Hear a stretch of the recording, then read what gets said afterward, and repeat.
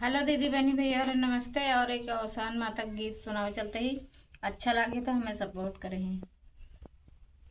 बुढ़िया के रूप बनाई हो माया सनी आई, बुढ़िया के भेष बनाई हो माया सनी आई।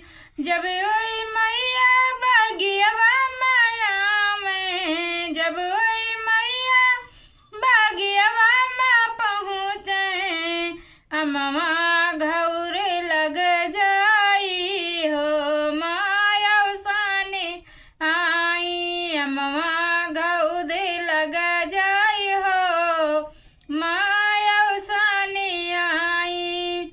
बुढ़िया के रूप बनाई हो माया सनी आई, बुढ़िया के रूप बनाई हो माया सनी आई। जब ओई मैया गलियवा में पहुँचे, जब ओई मैया गलियवा में पहुँचे गलिया में फूल बिछ जाई हो माया सनी आई, गलिया में फूल बिछ जाई हो माया सनी आई। बुढ़िया के रूप बनाई हो माया सनी आई।